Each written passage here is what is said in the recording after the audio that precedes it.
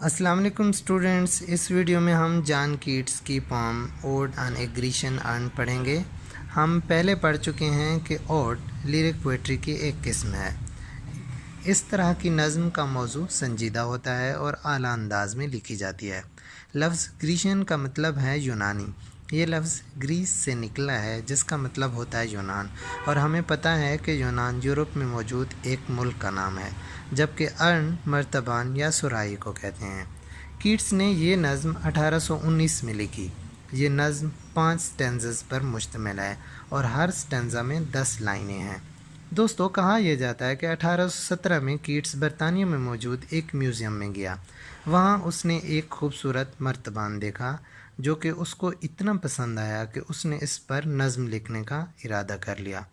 इस मर्तबान पर खुले देहाती माहौल की तस्वीरें बनी हुई थीं जिनको कीट्स अच्छी तरह समझ सकता था, लेकिन वो नहीं जानता था कि इस मर्तबान पर बने हुए किरदार इंसान थे या देवता। नज़म के शुरू से ही वो मर्तबान को तू कहकर मुखातिब करता है। आइए अब हम इस नज़म का पहला स्टैंज़ा पढ़ते हैं।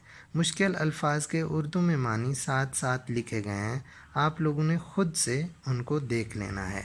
दाओ still unravished bride of quietness, तुम सुकून की नई नवेली दुल्हन हो जिसे अभी तक किसी ने नहीं छुआ।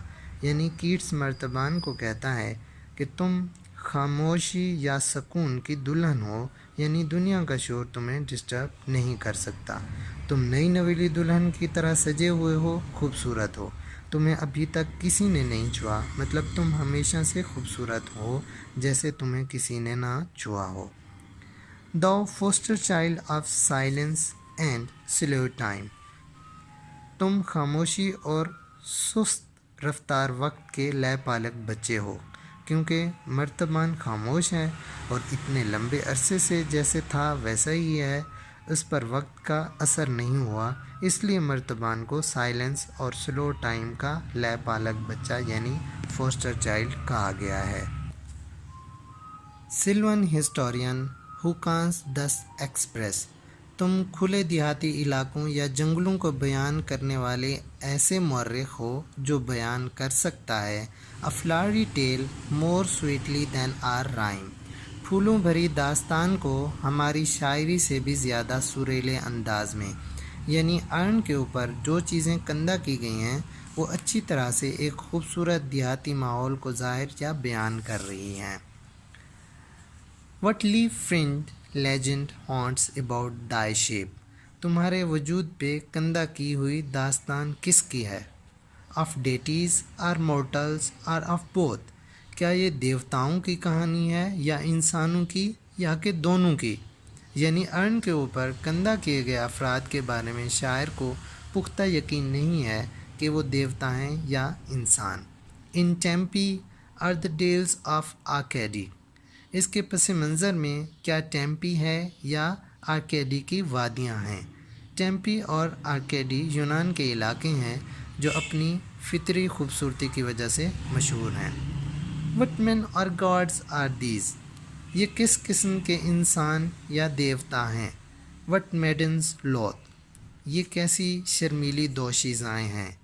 वट मैड परस्यूट, ये पागलों जैसा पीछा करना कैसा। यानी आशिक मिजाज मर्द कैसे पागलपन से अपनी महबूबा के ताक़ुब में हैं। वट स्ट्रगल टू एस्केप, ये फ़रार होने की कैसी कोशिश। यानी क्या ये दोशीज़ाएँ मर्दों से दामन बचाने की कोशिश कर रही हैं। वट पाइप्स एंड टिम्ब्रल्स, ये कैसे तबले या तंबूरे हैं। वट वाइल्ड एक्सटेसी, ये कैसी बेपनाह जुनूनी खुशी में मुब्तला हैं। यानी अर्न पर मौजूद अफराद और मौसीकी के आलात से यूँ लग रहा है जैसे नौजवान लड़कों और लड़कियों की बेहंगम पार्टी हो रही है। अब हम स्टेंज़ा में मौजूद मुख्तलिफ़ फिगर्स ऑफ स्पीच को हाईलाइट करते हैं। दोस्तों, अर्न जो कि बेजान है उसको जानदार के तौर पर मुखातिब करना एपोस्ट्रफी है। मसलन दो स्टिल अनरेविश्ड ब्राइड, दो फोस्टर चाइल्ड वगैरह।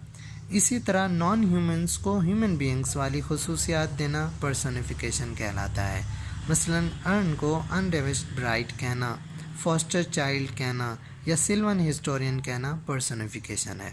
اسی طرح ریپیٹیشن آف سملر وال ساؤنڈس یعنی ایک جیسی وال ساؤنڈس کا ریپیٹ ہونا ایزوننس کہلاتا ہے. مثلاً thou foster child of silence and slow time. اس لائن کو پڑھتے ہوئے ہم وال ساؤنڈ او کے بار بار ریپیٹ ہونے کو سن سکتے ہیں. اب ہم سیکنڈ سٹینزا پڑھتے ہیں. Heard melodies are sweet. سنائی دینے والی موسیقی لطف دیتی ہے. But those unheard are sweater.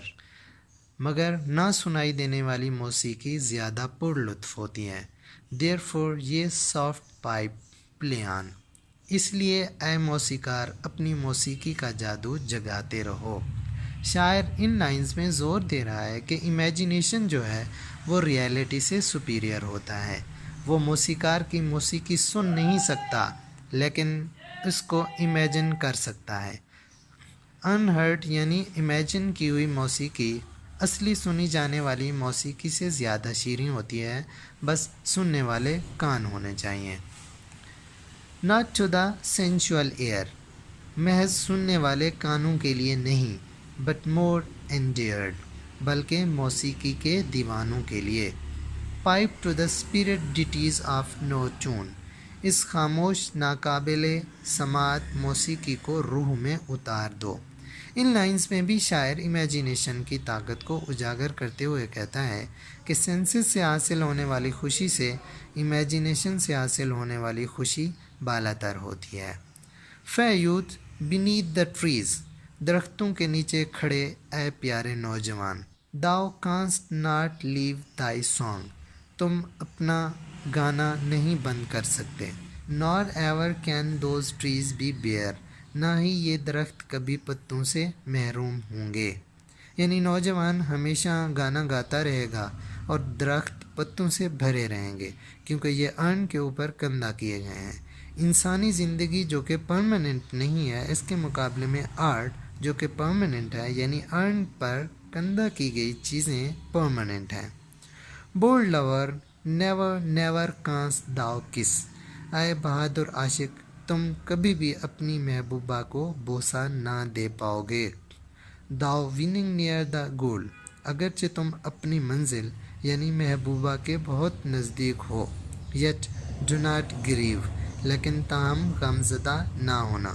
یعنی چونکہ ارن کے اوپر کندہ کیے گئے کردار حرکت نہیں کر سکتے اس لیے محبوب اپنی محبوبہ کا بوسہ کبھی نہیں لے پائے گا.